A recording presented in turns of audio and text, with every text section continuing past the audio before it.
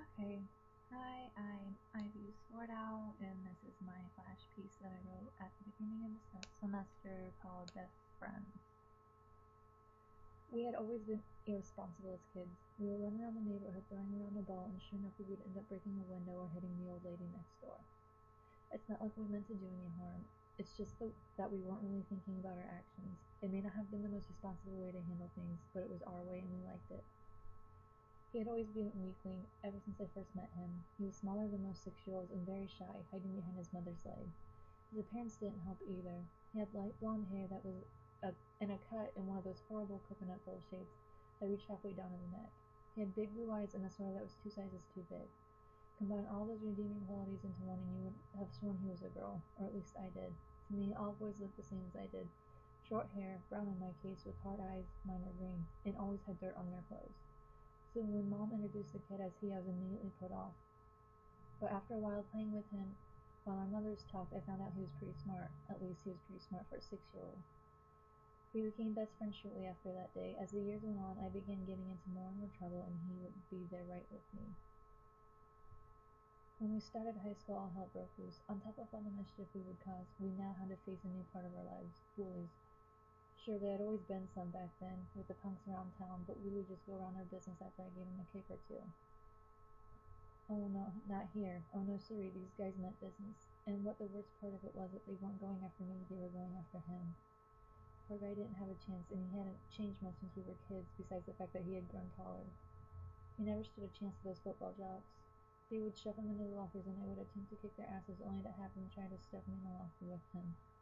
This started a whole new type of harassment from not just the bullies, but the whole school. Queers. It was a word I never heard before, and when a girl had walked by us with a disgusted look on her face, I looked to him for answers I knew he had. He always had an answer. The look on his face told me he had the answer, but I shouldn't have asked. By the end of high school, I had learned what queer meant, along with a few other phrases that meant the same thing. Now, I wasn't a homo, but I knew he was.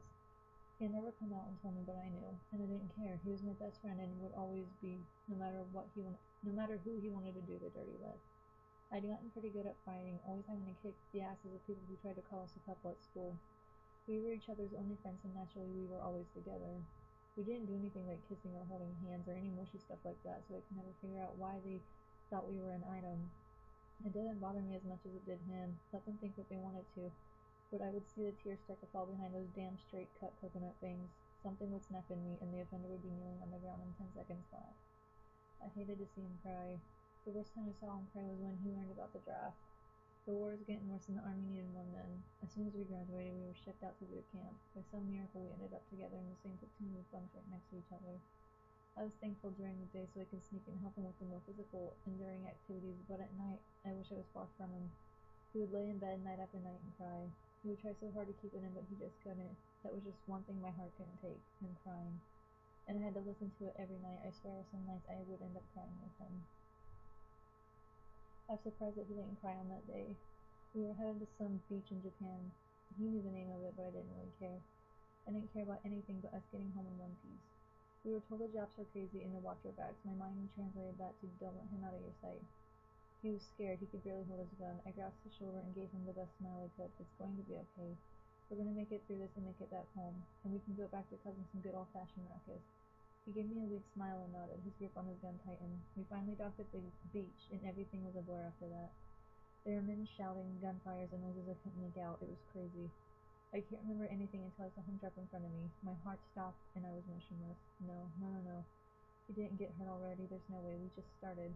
My mind was racing until I finally snapped out of it and ran to him. He was on his stomach when I bumped him over, and his torso was drenched in his blood, and he was barely breathing.